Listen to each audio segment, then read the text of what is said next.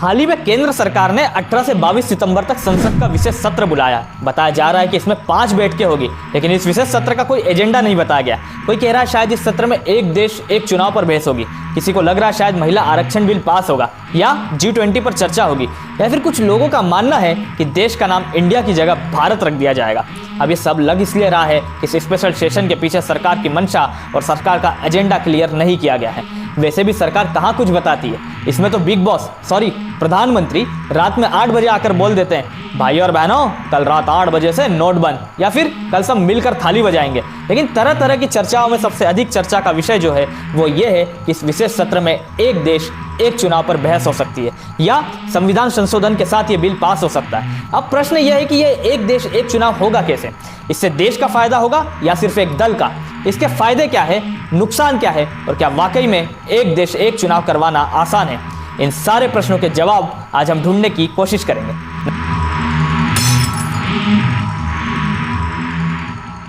नमस्कार, मेरा नाम है अक्षय और इस वीडियो में हम बात करेंगे एक देश एक चुनाव की। वीडियो में आगे बढ़ने से पहले अगर अभी तक आपने इस चैनल को सब्सक्राइब नहीं किया है तो जल्दी से सब्सक्राइब कर लें। एक बड़ी खबर देश में चल रही है कि सरकार द्वारा वन नेशन वन इलेक्शन करवाने की कोशिश की जा रही है।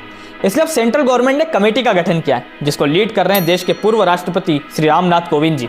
यह विषय चर्चा में इसलिए आया क्योंकि इसकी पैरवी प्रधानमंत्री मोदी 2015 से करते आ रहे हैं कि देश में लोकसभा और सारे राज्यों के विधानसभा चुनाव एक साथ होना चाहिए क्योंकि इसके कई फायदे होंगे। 2019 के लोकसभा चुनाव के बाद भी इस मुद्दे का जिक्र हुआ था कि सरकार एक कमेटी बनाएगी। हालांकि सरकार की नींद अब खुली है, लेकिन एक बात अभी तक समझ नहीं आ रही कि सरकार ने अभी कमेटी क्यों बनाई। क्या किसी राज्य ने सरकार को पत्र लिखा है कि हमारे चुनाव आगामी लोकसभा चुनाव के साथ करवा लो, या फिर जिन राज्यों में चुनाव होने हैं उन्होंने कहा है कि राज्य में राष्ट्रपति शासन लगाकर चुनाव लोकसभा चुनाव के साथ करवा ले, या फिर यूपी सरकार ने कहा है कि अभी 2 साल पहले जो चुनाव के बाद सरकार बनी है उसको भंग करके लोकसभा चुनाव के साथ वापस चुनाव करवा दो।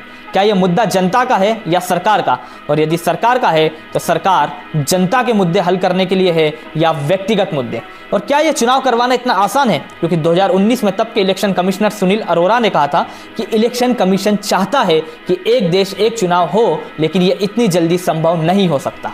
प्रश्न यह भी है कि हमारे देश में हर 6 महीने में कहीं ना कहीं चुनाव होते ही रहते हैं। यह परिस्थिति बनी कैसे? क्या आज़ादी के बाद से ही व्यवस्था चली आ रही है? तो देखिए 1952 से 1957 तक देखोगे तो सारे चुनाव एक साथ ही करवाए जाते थे, लेकिन धीरे धीरे परिस्थिति बदली। जैसे जुलाई 1959 में जवाहरलाल नेहरू ने आर्टिकल 356 का इस्तेमाल करते हुए केरला में बनी हुई सरकार को हटा दिया। फिर केरला में 1960 में चुनाव हुए, फिर धीरे धीरे कई नेता एक पार्टी से दूसरी पार्टी में जाने लगे और फिर राज्यों में सरकारें गिरने लगी, और इसी की वजह से अलग अलग राज्यों में अलग अलग चुनाव होने लग गए। और इसीलिए आज ये स्थिति हो गई कि हर वक्त कहीं ना कहीं चुनाव ही हलचल चलती ही रहती है, और लोकसभा चुनाव के साथ महज 4 राज्यों के चुनाव ही हो पाते हैं। अब प्रश्न यह भी है कि मान लो अगर वन नेशन वन इलेक्शन वाला सिस्टम लागू हुआ जिसमें कौन कौन से चुनाव होंगे, तो यहाँ ये समझना होगा कि इसमें केवल लोकसभा और विधानसभा चुनाव ही एक साथ होंगे, पंचायत और बाकी लोकल चुनाव को इसमें शामिल नहीं किया गया है। सरकार की इस वन नेशन वन इलेक्शन करवाने की मंशा के पीछे सरकार का तर्क है कि इससे फाइनेंशियल रिसोर्सेज बचेंगे, क्योंकि चुनावों में इलेक्शन कमीशन का एक मोटा पैसा खर्च होता है। इसलिए मीडिया रिपोर्ट से पता चलता है कि 2019 में लोकसभा चुनाव में करीब 9,000 करोड़ रुपए खर्च हुए। इनमें से 5500 करोड़ तो केवल ईवीएम पर खर्चा हुए, जबकि 2014 में चुनाव का खर्च महज 3426 करोड़ ही था। और इससे ज्यादा खर्चा पॉलिटिकल पार्टीज करती है, लेकिन चुनाव में कौन सबसे ज्यादा खर्चा करता है यह सब महज अनुमान है, इसका कोई आधिकारिक रिकॉर्ड नहीं है। अगर खर्चा बड़ा कारण है तो सरकार क्यों नहीं सारा डेटा जनता के सामने रखती है? जितना हमको समझता है उस हिसाब से तो सबसे ज्यादा खर्चा राजनीतिक पार्टी करती है। चुनाव आयोग को इन आंकड़ों के बारे में बताना चाहिए, और खर्च की चिंता वाकई है तो इसको कम करने के लिए क्या प्रयास किए यह भी बताना चाहिए। एक प्रयास का पता है, वो ये है कि लोकसभा चुनाव में उम्मीदवार की खर्च सीमा 70 लाख से बढ़ाकर 95 लाख कर दी और विधानसभा में सीमा 28 से बढ़ाकर 40 लाख कर दी गई। इस प्रयास से तो खर्चा कम करने की कोई इच्छा नजर नहीं आ रही। 2019 के लोकसभा चुनाव को विश्व का सबसे महंगा चुनाव कहा जाता है। चुनाव आयोग के हिसाब से बीजेपी ने 1264 करोड़ तो कांग्रेस ने 820 करोड़ खर्च किए।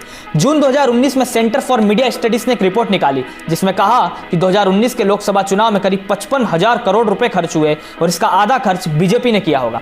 एक देश एक चुनाव का दूसरा फायदा यह नजर आ रहा है कि बार बार चुनाव से सिक्योरिटी से लेकर एडमिनिस्ट्रेशन एक्सपेंसेस तक का बर्डन भी बार बार आता है। इन सारी मुश्किलों को इससे समाप्त किया जा सकता है। रिपोर्ट यह भी कहती है कि अगर एक बार इलेक्शन होंगे तो सरकार गवर्नेंस मोड में रहेगी, न कि हमारे प्राइम मिनिस्टर के फेवरेट इलेक्शन मोड में।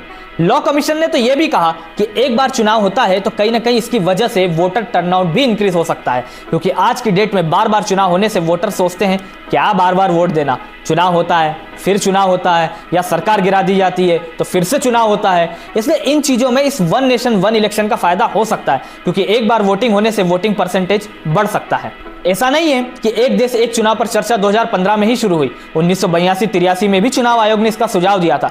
2022 में चुनाव आयोग ने कहा कि हम चुनाव करवा सकते हैं, लेकिन यह संविधान में संशोधन के बाद ही हो सकता है, जो संसद का अधिकार है, यानी 2/3 मेजोरिटी से इसको पार्लियामेंट में पास कराना होगा। साथ ही साथ ये राज्यों से भी जुड़ा है, तो इनको 50% राज्यों की विधानसभा से भी इसको पास कराना होगा।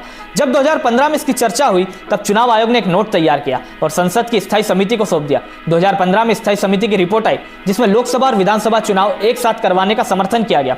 2017 में नीति आयोग ने भी इसका समर्थन किया और इन सब में 9 साल गुजर गए और अब अचानक एक कमेटी बना दी गई जिसका अध्यक्ष पूर्व राष्ट्रपति और पूर्व भाजपा नेता श्री रामनाथ कोविंद को बनाया गया। कमेटी का दायरा क्या होगा, इसकी शर्तें क्या होगी, कुछ भी तय नहीं है। कमेटी की खास बात यह है कि इसमें केवल पुरुष हैं, महिलाएं नहीं है। दक्षिण भारत और नॉर्थ ईस्ट से इसमें कोई भी नहीं है। इस कमेटी में रामनाथ कोविंद के अलावा अमित शाह, पूर्व कांग्रेस नेता और अब बीजेपी के करीबी गुलाम नबी आजाद, एन.के. सिंह, डॉक्टर सुभाष कश्यप, सीनियर वकील हरीश साल्वे, संजय कोठारी आदि है। हालांकि इसमें कांग्रेस के अधीर रंजन चौधरी को भी रखा था, लेकिन उन्होंने इस्तीफा दे दिया। इस कमेटी को 15 दिन में अपनी रिपोर्ट देना है। इस कमेटी में देश के सभी इलाकों का प्रतिनिधित्व नहीं है, सभी दलों का प्रतिनिधित्व नहीं है। वो कमेटी एक देश एक चुनाव पर फैसला करने वाली है। ये ऐसा लग रहा है मानो निर्णय पहले से तय है, कमेटी केवल औपचारिकता मात्र है।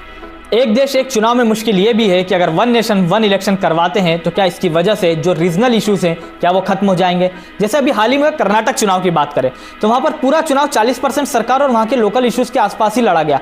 वहीं अगर सारे चुनाव एक साथ हुए तो स्थानीय मुद्दे कभी भी चुनाव की दिशा तय नहीं करेंगे, बल्कि हमेशा राष्ट्रीय मुद्दे छाए रहेंगे और ऐसे में एक दल को ही फायदा होने की आशंका भी रहेगी। बड़ा मुद्दा यह भी है कि कभी किसी राज्य की कोई सरकार या मान लो केंद्र सरकार ही गिर गई तो क्या होगा, क्या फिर चुनाव नहीं होंगे या फिर केंद्र सरकार गिरने पर राज्यों की सरकारें भी भंग कर दी जाएगी। इन तमाम प्रश्नों के ना तो जवाब है ना ही कोई गारंटी है। सरकार या तो यह तय करे कि इसके साथ एक कानून यह भी बना दे कि चुनी हुई सरकार अपना कार्यकाल पूरा करेगी, भले मुख्यमंत्री पार्टी छोड़ दे या विधायक पार्टी छोड़ दे, तब भी चुने हुए प्रतिनिधियों में से ही नई सरकार बनेगी, अन्यथा हर वक्त देश में चुनाव होने की आशंका बनी रहेगी। जहां तक एक देश एक चुनाव के पीछे पैसा बचाना एक कारण दिया जा रहा है तो उसमें भी एक डाउट है, क्योंकि जब इतने सारे चुनाव एक साथ करवाना पड़ेगा तो ईवीएम मशीन की रिक्वायरमेंट भी ज्यादा होगी, तो ईवीएम खरीदने के लिए पैसा भी लगेगा, क्योंकि ईवीएम का लाइफ स्पैन महज 15 साल का होता है। तो अगर 5 साल में एक बार चुनाव होगा तो एक ईवीएम केवल 3 बार ही इस्तेमाल हो पाएगा। इसके अलावा कोई भी अपोजिशन पार्टी इस एक देश एक चुनाव के पक्ष में नहीं है। उनका मानना है कि इसमें स्थानीय मुद्दे और रीजनल पार्टीज दोनों ही राष्ट्रीय मुद्दे और राष्ट्रीय नेताओं के नीचे दब जाएंगे, जबकि देश की सत्तारूढ़ पार्टी का स्पष्ट मत है कि एक देश एक चुनाव होना ही चाहिए। कुछ का कहना है कि बीजेपी का यह plan one nation one election का नहीं बल्कि वन पार्टी वन लीडर है, क्योंकि अपोजिशन को लगता है कि बीजेपी के पास नेशनल लेवल पर प्रधानमंत्री मोदी के रूप में एक स्ट्रांग फेस है, इससे उनको स्टेट इलेक्शंस में फायदा होगा। हालांकि ये इतना भी सत्य नहीं है, जनता समझदार है और इसका उदाहरण है 2019 में हुए लोकसभा चुनाव के साथ हुए राज्यों के चुनाव। जहां उड़ीसा की बात करें तो वहां जनता ने लोकसभा में बीजेपी को चुना तो विधानसभा में बीजू जनता दल को। प्रश्न ये भी है कि आप लोग इस वन नेशन वन इलेक्शन के बारे में क्या सोचते हैं, क्या वाकई ये देश में लागू होना चाहिए?